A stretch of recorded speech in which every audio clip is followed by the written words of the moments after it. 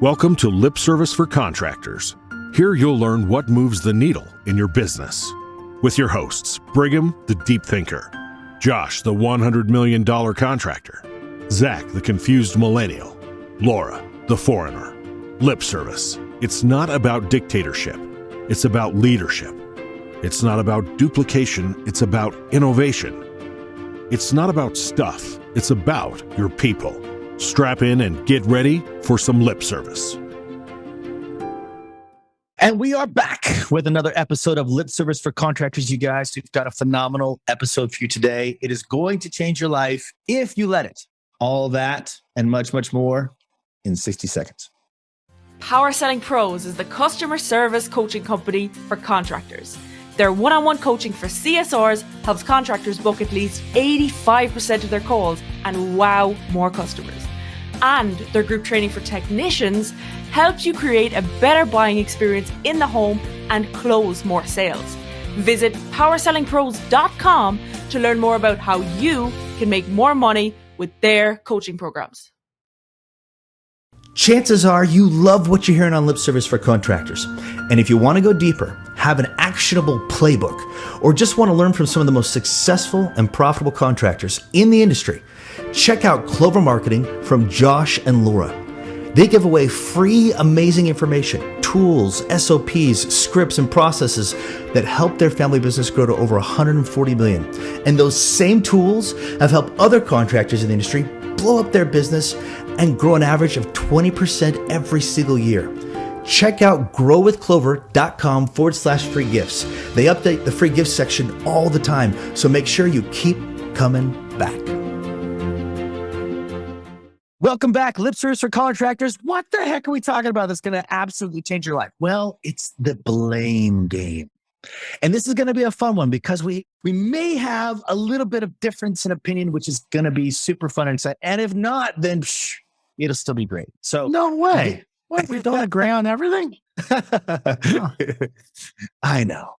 Little bit of gray might help the conversation and if nothing else, create some healthy debate. But blame game. Josh, you loved this topic the most. You want to start us out? We'll get into it. Yeah. So the blame game is really, let's start at the very basics. It's a lack of accountability and it's poor teamwork. And I'm going to explain all that, but let me explain what I mean by the blame game first. Have you ever heard from a contractor or said yourself, which, I'm just saying, you shouldn't be proud of this, right? Like, hey, we'd be doing better, but, there's no weather. Or, the market is, this market's just a really small market, or my competition's getting really aggressive and they're doing really good marketing, or I don't have the right time, team on place right now, or it's the economy, 1,000 different things you could say. And we can go through each one of these, but like push comes to shove. If there's no weather, does that affect business? It does affect business. Of course it affects business. I'm not ignorant. You're not ignorant. Does that mean that we don't hit our goals? Not if you know what you're doing and not if you're really taking action and driving. So the blame game is a common practice, not just among contractors, but people absolutely everywhere, where when things aren't going well, we blame something that isn't us and an outside source or each other. That's the worst one. Everyone ever blamed someone like, well, if the marketing guy just got me more leads, right? Well, if you close those leads, we would have been fine too.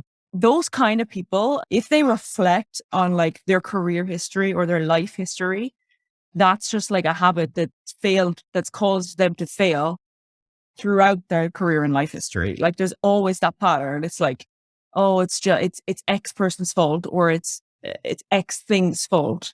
It's typically a pattern. I don't know if that's true.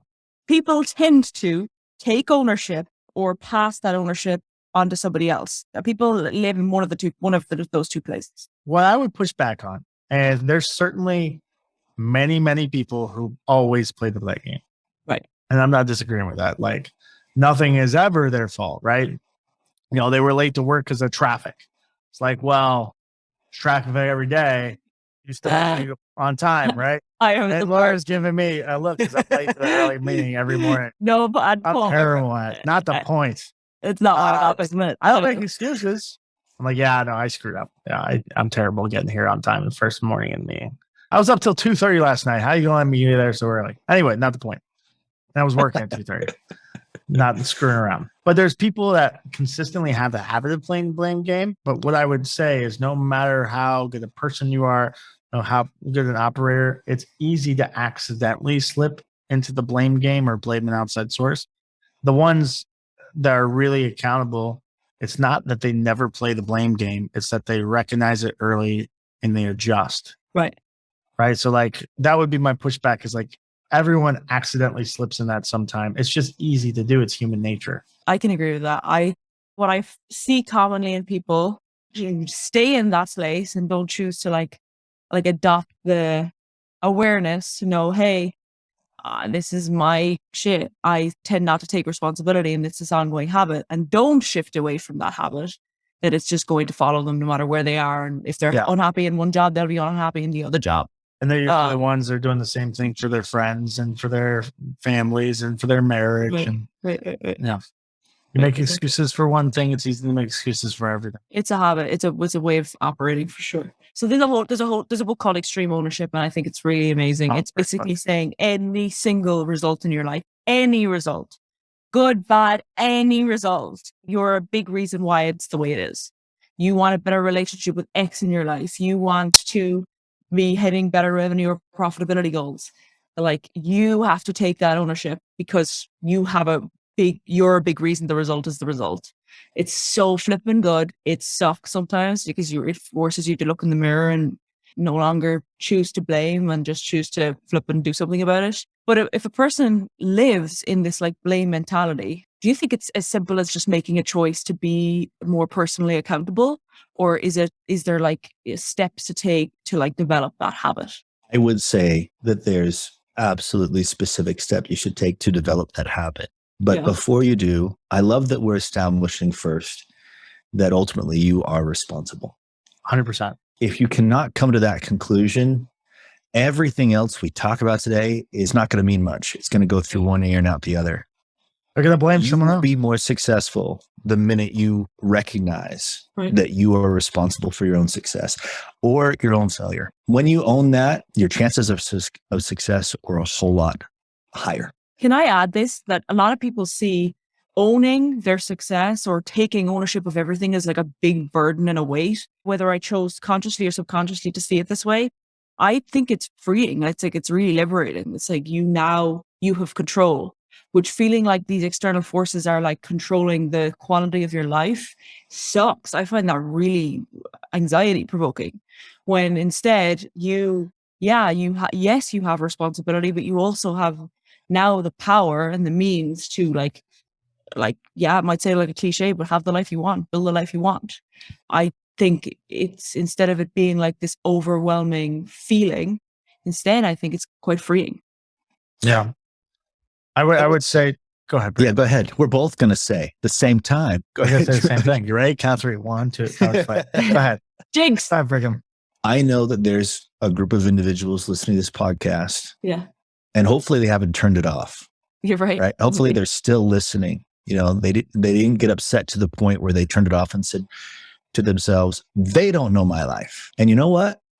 That may be true. There may have been something in your life that in your mind, you absolutely had no control.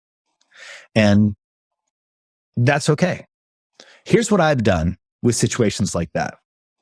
When something that occurred in my life affected either my business or affected my happiness or what have you, even if in my heart of hearts, I didn't feel like it was my fault, I have chosen to act as if it were. And I'll tell you why. Because for me, that's how I was able to build the strength and endurance to overcome it, to get through it. All right. Now, you can do whatever you want. You're free, right? You are free. I'm just saying that my experience, you know what? And I've had my share of things, right? I've got a kid with autism. I've been through a divorce, which is so fun, you guys. Oh my gosh. And certainly those things affected my focus. You know, with the divorce, you could argue that, you know, maybe it had something to do with that. There's a chance.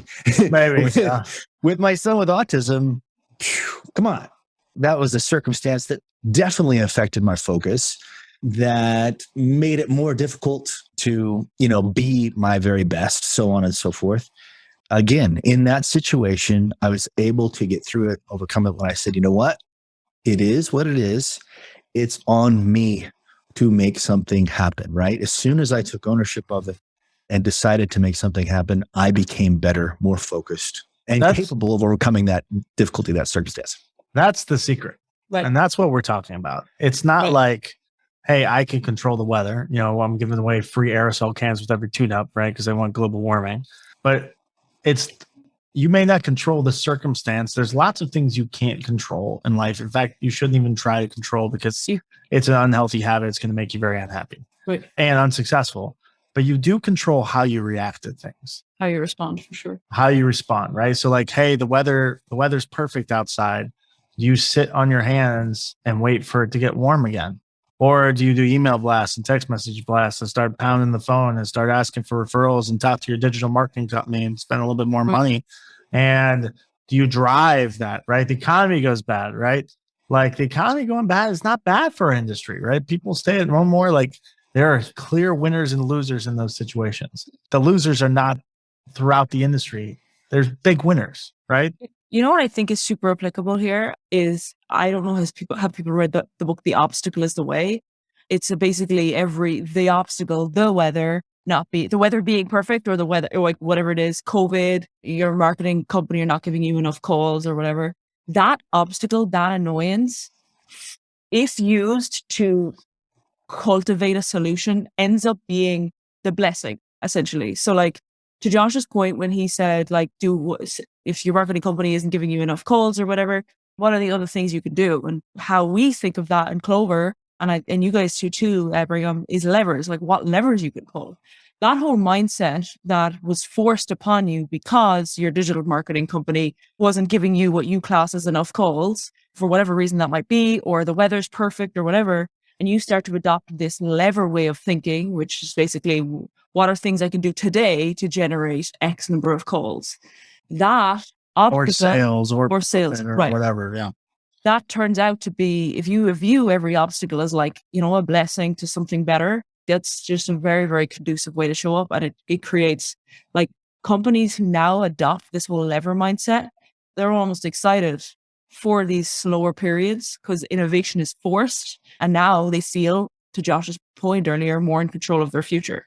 It's not like, shit, when the winter's here and the summer and the weather's perfect, I just gotta, that sucks. What am I supposed to do? Now you're more empowered. And as a result, you feel more capable, more confident. And that solves so many issues. Like, a lot of people lose their guys when the weather's perfect because they don't have enough work for them. It doesn't have to be the case if you feel like you have, certain conclusions and solutions to overcome. Well, here's the key to that too, right? So like, number one, you have more control of which makes you feel better, makes the business more predictable, more fun.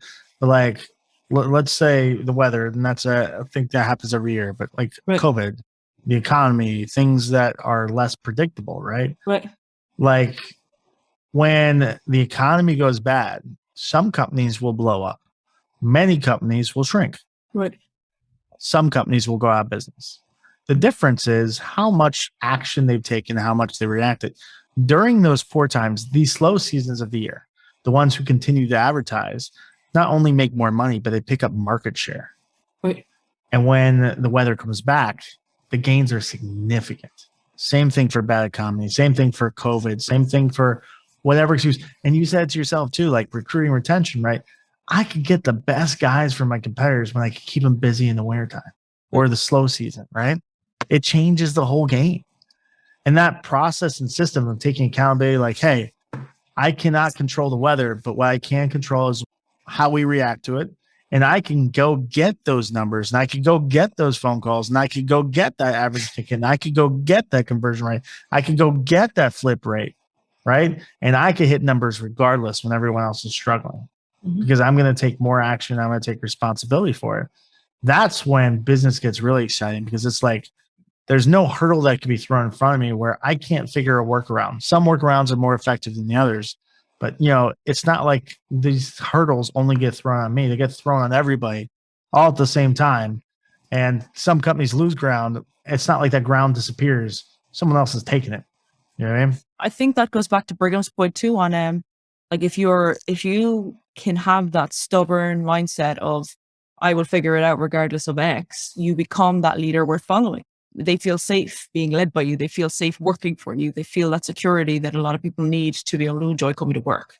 Yeah. The risk involved in blaming is that we set a limitation outside of ourselves as the reason why we're not achieving a certain goal. So, for example, you go to an event and you have a friend in Phoenix, Arizona, call it, whoever. Well, say it's a company, Parker and Sons, and you know how well they're doing. And then you say to yourself, well, I'm in a place, say, for example, Chico, California. I'm in Chico, California. Therefore, there's no way I can do what they can do. So that right there is a limitation that we're setting for ourselves. Now, I recognize the fact that in Chico, California, there is only 100,000 people. Okay. But right next door, there's Paradise. And right next door, there's Red Bluff. And right next door, there's several other small towns. So if you decide that you're going to stay within the confines of Chico, California, you may be right. Right. But still, what we're doing is we're taking limitations outside of ourselves and saying that is the reason why we cannot do it. And it's that sort of thinking that takes the power away from you. And it's not just the weather, you guys. It could be the market, the Chico market. It could be timing. Oh, shoot. If only I had gotten into the, it's like the housing market. If only I purchased a house when, it was $100,000. I could be a wealthy man today, and we've been saying that for years. I mean, the point is look, if you want to own a home, put your mind to it and own it. If you want to run a business that's like Parker and Sons, put your mind to it and go for it. Everything you put, every limitation you put on it because of whatever, it's you doing that. And it's you taking the power away from you and putting it somewhere else and giving you a reason not to go after. I don't think, it doesn't mean we all don't inevitably have weaknesses. Of course we do. We're all human. But that weakness can be hired out, or there is still a way, and we are all faced with inevitable strengths and inevitable weaknesses. And we can allow that weakness crush us, or we could hire someone that could complement that. And a person honing their strengths is the greatest gift, I believe, to give to a person. Something I want to share with you guys. So I just saw just before this podcast, so funny, so applicable. I had no idea we were covering this topic. So as we are aware, Ishmael is doing extremely well in the industry. And he is probably one of the best recruiters. So he posted this thing saying, Nextend will be selling, installing, and collecting $1 million a day by January 2024. There, I said it. Okay. And this guy comes in and says, if the world doesn't end and we're all eating bugs by then, isn't Biden trying to build you guys better? You owe nothing and be happy or something. And then Ishmael's response is this, but this is just Ishmael. I only focus on what I can control, my brother. Politics, market crashing, gas prices, etc., I can't control. So let them keep making noise while I stay focused on $1 million a day. $1 million a day. And people have their different opinions of Ishmael, but there's no doubt in the world about it. He is competitive. He's driven. He chases after what he wants. And he certainly does not allow external forces influence his hunger, influence his drive. And it's not just some concept or some suggested way to operate. It nothing works. 100%. Yeah, and I can tell you, from experience, there's numbers that seem impossible that really aren't. It's just your mindset. Right. I mean, Parker and Sons has $1 million days, and it's I remember when we couldn't get $1 million months. Right. It was now, opportunity and change and mindset obviously plays a big piece to this. Two things. Number one, just because Laura always does it.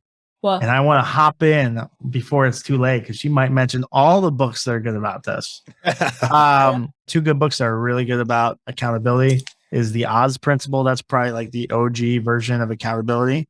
And then the 5 Dysfunctions of a Team is a great on accountability as well. Super great reads. I recommend you read all of them, honestly. Obstacle is the Way of all of those. I think Obstacle is the Way is the best, in my opinion. I mean, and they all have different tweaks and different. Sure. I mean, they're all to learn something different. I mean, I would say Extreme Ownership is a better book just because it's so entertaining. It's entertaining. Ryan Holiday's a grim author. Oh, he's fascinating. Exhausting to listen to. Yeah. But Anyway. that concept is amazing. Absolutely. Yeah.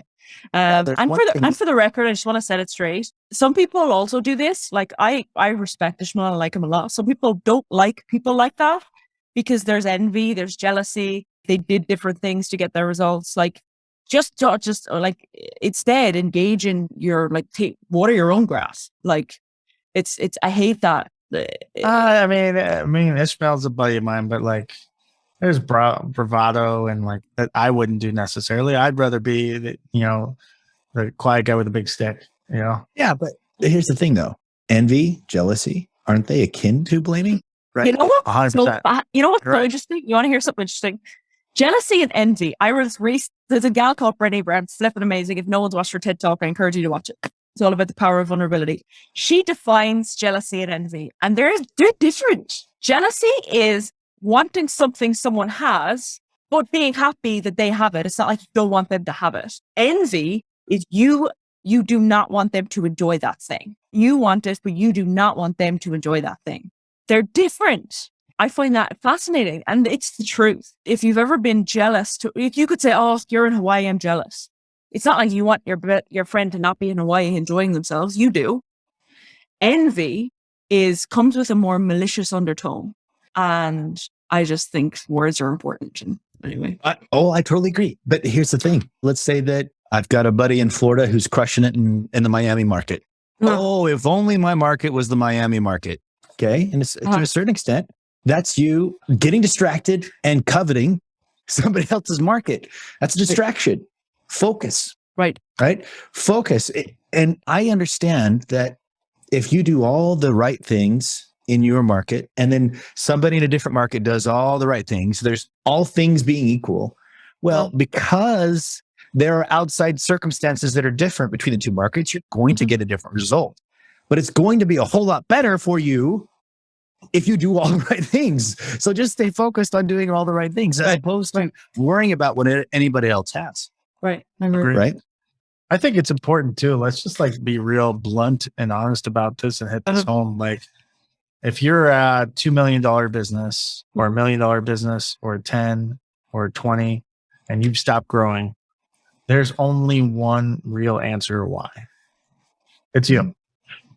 You're not taking the action. You're not doing the learning. You're not doing the growth, whatever that is. There is no outside perspective that could hold you back if you've really made the long effort.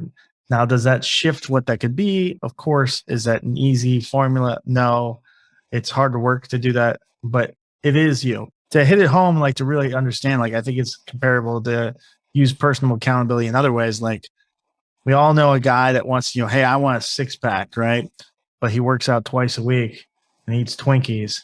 And it's like, well, my metabolism's slow. It's like, no, you fucking eat Twinkies. Right. You know what I mean? Like, you want a 6-pack, you got to work out twice a day and you got to eat super clean, right? You got to be a Brigham, right? It's a choice and you choose to do that or not. And there's nothing wrong with choosing not to do that. Now, what I'm saying is, like, if you're a $5 million business and you want to be 10, but you're unwilling to change, then you don't really want to be a $10 million business. Here's a question for you all. And that's okay. I think it's more, when I think about it, it's more than a habit. It's actually a skill. The skill of being able to like take yourself outside of yourself and objectively look at you, or the analogy Brigham uses is look yourself in the mirror. And like that, being like utterly objective, like you're looking at yourself from yourself through the mirror, or you've that outer body experience. Being objective and looking at yourself and being able to like self-criticize without getting to a place where you become so hard on yourself that you end up stunting your progress. But that, I believe, is a skill. It's not just a habit. I don't know if that's true. I think some people are so guarded by their own ego that they struggle to see what's ultimately true. Oh, I agree with that. I agree with that entirely. But I think it's a pure habit. It's a choice that can be done. It's something that you get better with at a time, which I guess makes it skill-like. Right. But like, if you want to continue to grow and be happier in life, the only thing that you have to do, and by the way, it's the only thing you have to do, is continually improve and grow. And that becomes inevitable, right? And that's a habit. It's a choice. Yeah, totally. And it's learned. So here's the thing. Here's what I believe. You guys can tell me whether you agree or disagree. I know you will anyway. I disagree. We have a few successes. Yeah. Right? In the beginning, we have a few successes. And those successes, if we're not careful, with success comes confidence, right? Sure. And with confidence, if we're not careful, can come ego. That confidence can dwarf into ego, right? I'm amazing. Look at what I just did. I'm obviously I'm incredible, right? So that sort of thinking is what gets us into trouble. And then when we have this belief that, you know what, this success makes me who I am as an individual. And because you haven't had success like I've had success, therefore I'm better than you. And so when people say things, you're trying to maintain that self-belief. And if it's not consistent with that self-belief, of course, you're going to shut it down. And so that egotism can definitely get in the way of you looking at yourself, looking in the mirror and saying, wow, there's something that I need to change. So is it a habit? Well, yeah, you can get in the habit of thinking that everybody else is stupid when you don't agree with them, right? Or when it doesn't agree with your self-belief. Choosing not to let your confidence dwarf into egotism is a habit. I think people don't naturally do that. You know what I think is fascinating? And I actually, what's my next guest? What's that beat called? So Google it while I tell the story, please. Yeah. So he was interviewing Billie Eilish, and this just fascinated me, and I think there's a lot of truth to it. His argument made all the successful people. Dave Letterman. And made all the successful people he's interviewed. His argument is that you're much better to be on the side of imposter syndrome versus the other side of it, versus you're almost better to experience imposter syndrome because those who don't tend to be the egotistical folk who are just like unbearable to be around. And I thought that was fascinating. Like Billie Eilish genuinely experienced deep, deep imposter syndrome. And his whole thing, if you watch the episode with it's a new one, it's awesome. His whole thing is like there can be power there. It facilitates self-awareness. It facilitates the growing of that skill or that habit, however, if we want to use them interchangeably, to be able to look at yourself and say, hey, I'm kind of doing shitty at this. Like in her case, she's like, my brother's a better songwriter or whatever. And because of that awareness and that ability to look at herself objectively, she's, just so well known and touches people all around the world with their music. I would also say, like, if you don't have some form of imposter syndrome, meaning like just where, like, we could define it real quick. Yes. Maybe I don't deserve something, or I'm not prepared or not ready, or someone's going to like tap you on the shoulder and say like, you don't belong here. Right. If you're not having that at points, I mean, not all the time, but if you're not having that in points in your life and seasons and fairly regularly, my argument is you're not really pushing yourself enough. I had a mentor and a good friend, Ellen Rohr, and like, there's a few things she taught me that really changed me. One of the things that she's told me is like, sometimes you just say yes, and then you figure out how to do it afterwards.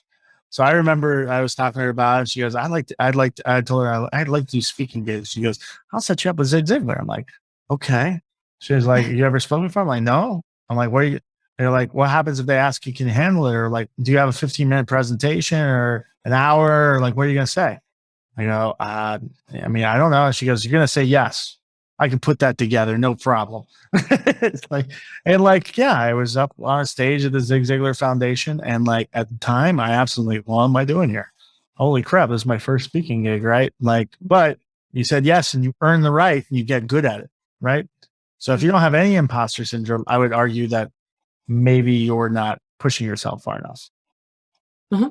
And if you have too much imposter syndrome, for example, balance, right? Okay, so it can come at the cost of self-love, worth. Yeah. So I was at an incubator, a business incubator at the University of Utah back in 2009 when I first started Power Selling Pros. The two guys that were running this incubator, really smart, intelligent individuals, bunch of experience raising capital. Based on my memory, they never have built anything organically, right? From the ground up without any capital whatsoever. But I remember them one day arguing with one another about who's the bigger man because, based on how much capital they raised. It's And in the back of my just- head, I'm going, wait a minute, why not just sell something? And so they kind of made it sound as if the only way to grow a business is to gain capital, which totally is not true. And the other thing they said was, if you don't know how to build an Excel sheet and work in Excel, you're never going to be successful as a business owner. Well, I've proven that wrong. And so, so people may say things, and you take the stuff that you believe is going to work for you, right. and you put the stuff aside that isn't, I'll serve you. aside. And it's okay. Why? Because you were responsible. Now, the one comment I'm going to make there is I don't want everyone to hear Brigham say like, hey, you shouldn't know how to use Excel. You should. You should. And to be clear, like Brigham may not be an expert in Excel, but there's people in his organization that are. Of course. Yeah. Sometimes you hire people because they have similar mindsets as you. Sometimes you hire people that are very much different to you purposely, right? So you got to have different skill sets. Sure. But if you don't, you can have somebody in your organization that does it for you, and you can still be very, very successful, right? You put people around you that have strengths you don't have. And 100%. if you're good at that, you're going to be great. You're going to be great. You can do it. I agree. If you adopt the mindset that feeling like you are responsible for every result in your life, if you choose for that to be a freeing truth, it's going to propel you forward. If you allow it to burden you that, wow, that's a lot of responsibility, that's just a shame. It's truly just a shame because it is freeing. But you know the difference between the two types of personalities. The ones that find it a burden or stressful or difficult, and the people that find it freeing. It's action. People that take action will eventually find success and they find it freeing. People that don't take action and live in it find it burdensome and difficult and stressful. Do you agree with that, Brigham? Yes. And I would say, just as an example, if the friend I know in Chico, California, Royal Hockley, Royal Air, if he were able to go back to, in Chico, California, 100,000 people, he does, I think it's 15 million now. That's pretty incredible. If he were to go back to himself 10 years ago and say, hey, I'm doing 15 million in the Chico market, I think the person from 10 years ago or 5 years ago or whatever, would be very surprised by that. And I would say that, at least in Royal's case, regardless of market, regardless of timing, regardless of luck or whatever outside circumstance you could put your finger on, he would also agree. He would also say that it really is on you. Even if you believe it's not, it is on you. You create your own reality. You create your own limitations. Right. There's a quote here that I want to leave you all with. And if none of you know James Clear, he's the author of the book Atomic Habits. But to just kind of to gain some like fast, incredible insight or like just advice from him, he has a newsletter. It's called 321, and every Thursday he sends you like just awesome stuff. It's like a 60-second read. But anyway, one of his quotes, one of his top most famous quotes is this: working on a problem reduces the fear of it. It's hard to fear a problem when you are making progress on it. Even if progress is imperfect and slow, action relieves anxiety. I agree. It's an extremely powerful concept, and there's so much truth to it, which I think aligns perfectly with this episode. And here's what I would say to this, right? Really what we're talking about is taking accountability, responsibility, and taking action, right? Okay. And not blaming outside forces. Uh-huh. But how many contractors are going to listen to this podcast? Thousands, maybe 10,000 plus, right? And how many of them are going to take it to heart? Some of them will like really listen to it, really hear it. How many of them are going to take action on it? I would say a very small percentage. So I'd say we spend a few minutes and we just say like, you get the theory. What do you do about it? And I also want to say, don't allow like your current knowledge feel like it should stunt your inevitable future. Like lack of confidence, and another quote here, lack of confidence kills more dreams than lack of ability. Talent matters, especially at elite levels, but people talk themselves out of giving their best effort long before talent becomes the limiting factor. You're capable of more than you know. Don't be your own bottleneck. So that I think applies so much here. Don't talk yourself out of all that you're capable of going after. So let's make this actionable and clean. Like I can start us off, but I want you guys to jump in. So number one, we gave you a list of books. Go read them. Listen to Audible. I don't care. Go read them. Get your team to read them. Drive it through. Right. Number two, eliminate the terminology of blame in your business. Sure. Meaning like, hey, the weather's perfect tomorrow. Your response would be like, awesome. We're going to have to go get calls. What are we doing? So that's not an easy thing, actually. It's actually very difficult to remove that from your culture because it's just human nature. But I would argue there's very few things that would be more powerful to your culture than a culture of action and accountability, right? So remove that from your conversation. Number 3, put levers in place, meaning like I have plans for when call volume's low. When my average ticket drops, I start doing ride-alongs, right? And I have a system in place. By the way, I should be doing ride-alongs all the time by doing more, right? My call volume drops, I have these marketing levers I have in place. If my profitability drops, I have this system to cut costs or to increase revenue, right? When I have recruiting problems, I have like systems, processes, ads, everything ready to go.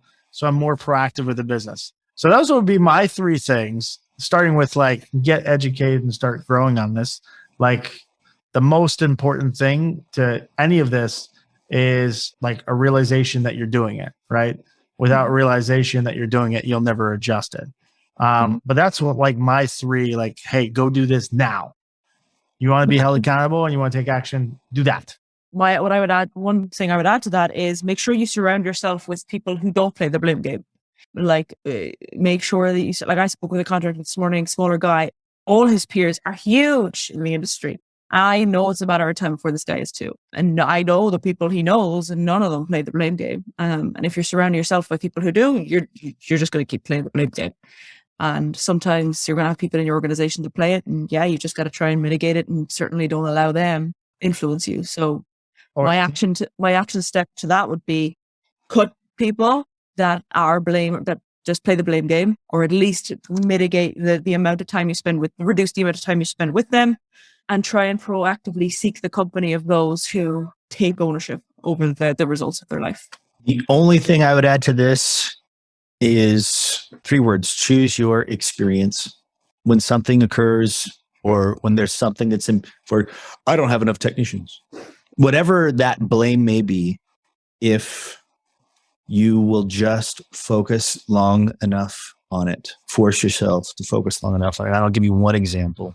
When I hit 300 CSRs that we were training at one time, I plateaued at 300. I couldn't get past it. As soon as we gained some, I'd lose a couple. As soon as we gained some more, I'd lose a couple. And I know nobody's ever plateaued on this podcast before. And so, gosh, I just couldn't fix it. And so I'd keep doing the things that I was doing that got me to 300, thinking that by doing those same things, I'd get to 600, and it just never worked.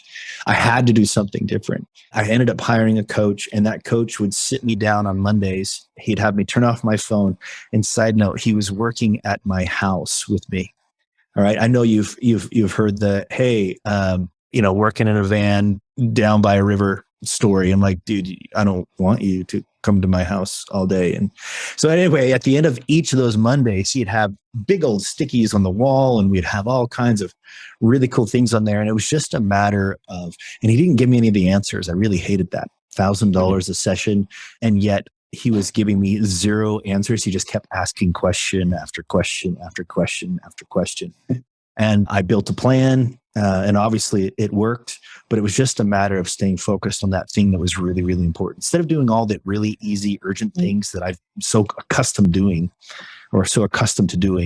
he forced me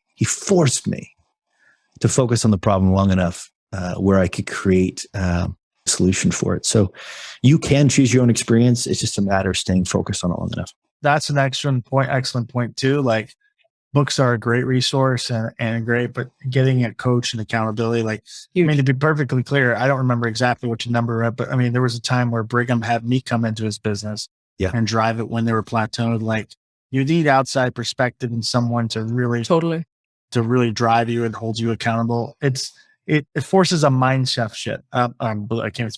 Mindset shift. More than anything else, but sometimes that's incredibly powerful and profitable. So, and the benefit of having somebody like Josh come into your business is that because you're so close to your business, it can make you emotional. Right. You care about it. You care about the people, and making decisions based on your emotions is a mistake. So having somebody that come in that isn't emotionally tied, isn't emotionally connected to the business and can look at it logically, it's a very powerful thing. Right. I agree.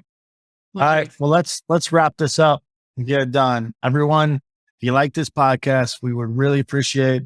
Give us a little extra love. Like, share, follow, share this with your friends, share with your mother, your brother-in-law, your second cousin, the guy you steal Netflix from. Help us get the word out here and help a lot more contractors and a lot more people. Outside of that, we'll see you guys next week. In the meantime, Laura, you want to give it out?